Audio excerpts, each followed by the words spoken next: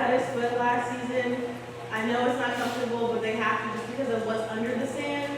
It wasn't like a little bit of blood. It was like a lot of blood. And it was just an accident, but please, cornhole's fine, cycle's fine, sand volleyball, have to wear shoes. Also to your discretion as well, be sure that they're athletic shoes. I know at my old university, I used to have a guy that tried to play volleyball in Crocs. I don't consider those athletic shoes. That's something that we can reevaluate if someone really does pound it. But it's to your discretion if these shoes are athletic. But they have to be closed-toed. I mean, Toms, if I have to wear Toms to a soccer game, I don't think that's acceptable. It's just my opinion. Individuals wearing casts are not allowed to play. This includes like if they wrap the heck out of it. So it's just not something that we have as far as like non-contact sports. As far as non-contact, it's okay if they have a cast on the other side, but for all of our contact sports, including basketball, flag football, soccer, casts and braces are not allowed. And then hats can be worn in outdoor sports on a case-by-case basis. So including soccer and flag football, I don't think that hard brim hats should be acceptable there. But please be sure that you're enforcing this if it's a non-contact sport. All indoor stuff, their hats can be off and we don't accept that. As far as like beanies and stuff, they shouldn't have the hard ball on top of their hat, but like soft beanies. If someone chooses to do that. It's really just for concussion risk with that. If someone were to fall face first or back or on top of their head, they don't want like anything to get really punched in. So if you have any questions about that, again, we can talk about it on a case-by-case basis, but if it's completely soft and it's just a beanie, it's fine. Which I don't know who wear beanies in Arizona. I'm from Colorado. So. All right, and then metal cleats. So no metal cleats full or tip in any of our sports that require it. They cannot have the metal tip. It always has to be the roller soles. Jewelry, no jewelry allowed for any contests, and be sure that you're penalizing this correctly if they do have jewelry during the game. So this includes piercings, necklaces, watches. Thermals are fine. If they cannot take out their jewelry, they can tape it over, but it needs to be removed during all contests. I think the biggest thing, even with our non-contact sports, if they're wearing something dangly, so if it's volleyball and they have dangly earrings in, that can still get caught in the net and you need to take it out. So again, case-by-case basis, if you need to look at contact sports, but that's just something across all grounds that we don't allow jewelry in. Medical braces must be taped down, and then if you do have someone coming up to you and tell you that they have like a religious necklace that they can't take off, that'll be something that we can review in the office, and you need to tell them that we need to approve it beforehand if that's the case. Including henna, bracelets, medical, all of that stuff. So if you're not sure what to do and someone says that they can't take something off, Kelly and I need to know about it beforehand and we need to talk to them. Yeah, David. We absolutely not, just to be uniform, but if you're wearing like a necklace underneath your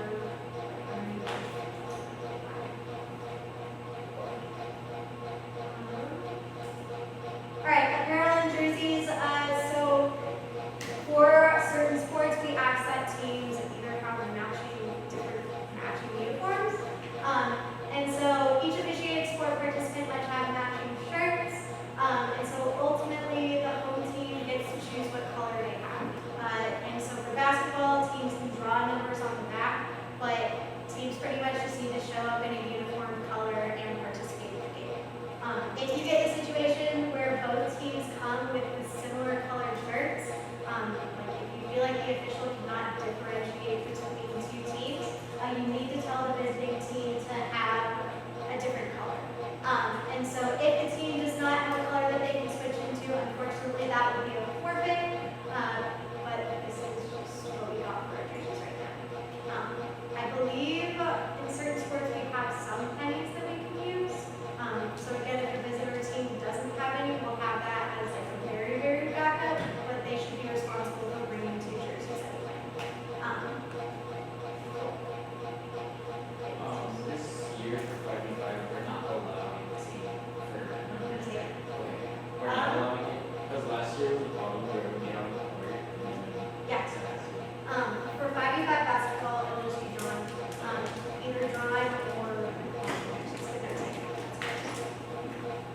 Cool. Any questions on this?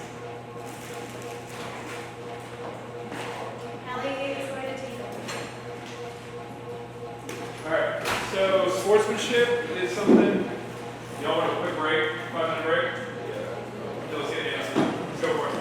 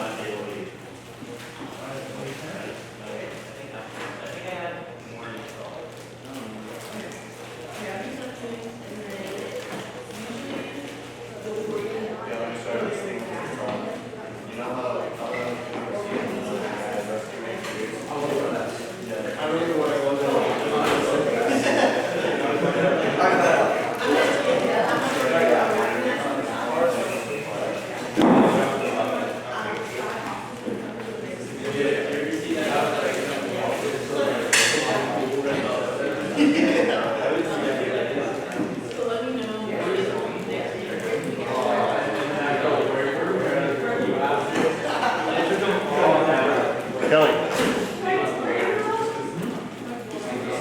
Okay, let's do this thing. Why are you running that? It was a 5-minute break. Okay. Because like the thing is, if you stop it, So that's where the video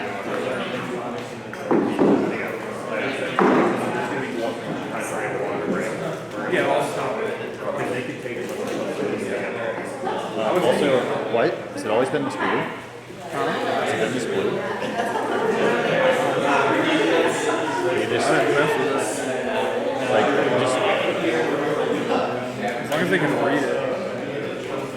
it doesn't look very clear. Let me see if, like, Rick. All right, I'll bring it back in.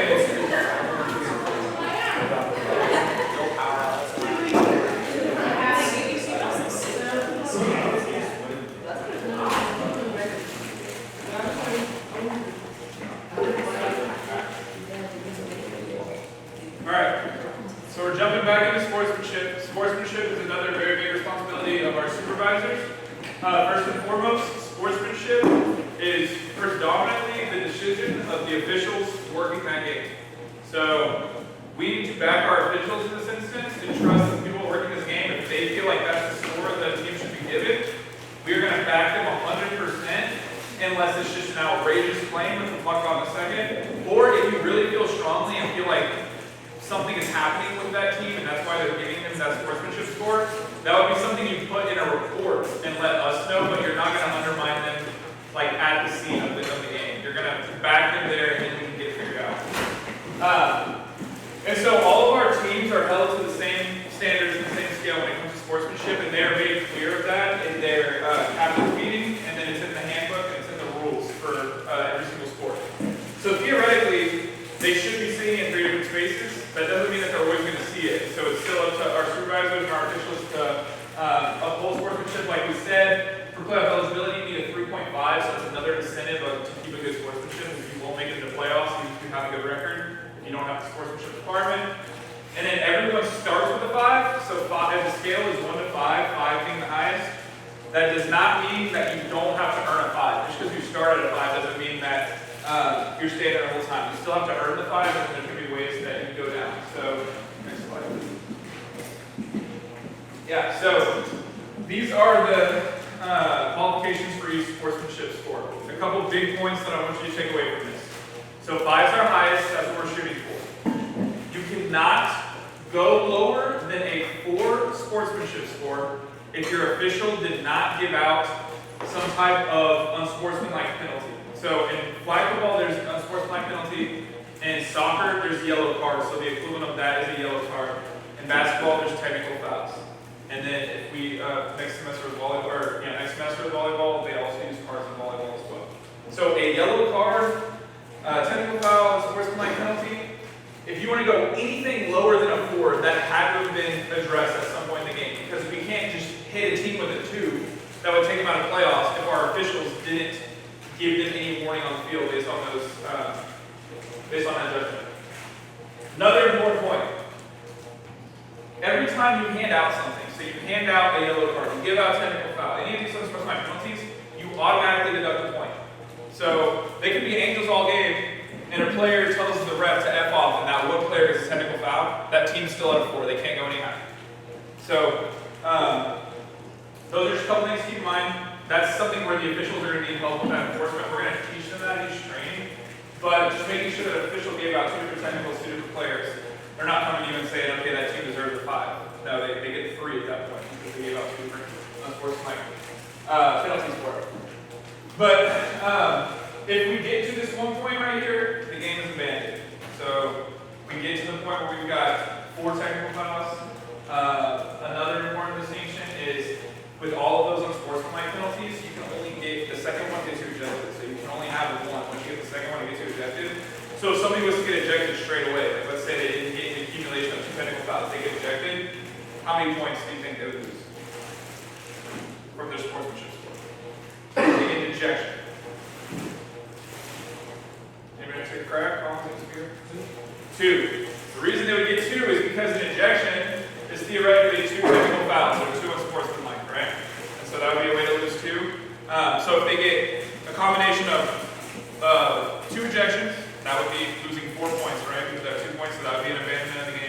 That team would have to forfeit 4 technical fouls, and then any combination that gets you down. So let's say you got 3 technical fouls and then you got ejected, game would be abandoned.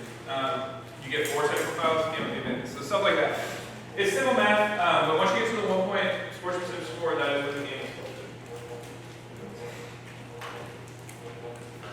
All right, defaults. So real quick, the defaults and forfeit are 2 ways for teams to first of all, the game's not going to happen, but there are 2 different instances of where we have to submit certain things, our items for these outcomes. And so defaults are always going to be handled by office staff. You'll never have a default. So when you report scores and items, which we're going to show you later, don't put it as a default unless it was filled out as a default on the sheet that you're seeing from us. Defaults mean that they called us at noon the day of the game, or on a Sunday game, they called us at 4 p.m. on Friday or earlier. And they're letting us know ahead of time that they will for sure not be able to make the game. So we're going to give them a sportsmanship score of 3 because they let us know. And then we will, the reason that's good that they let us know is because we can take off the officials for that shift. We can bring them in later if it's the last game of the night, we send them home earlier.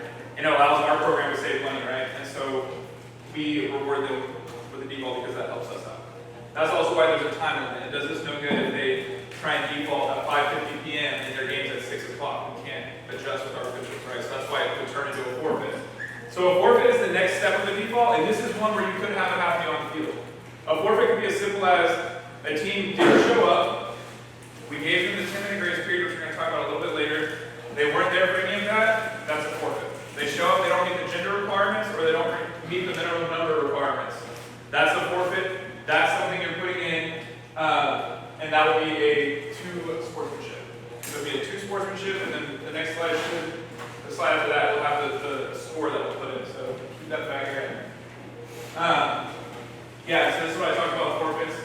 The other thing that's important, there's a fee getting charged to them, which is like I was saying, if you default, we can get rid of our officials and make sure that we're not paying them extra money to not be there. But we take their money and they don't give us time because we're spending it on something that was for them and they didn't show up for it.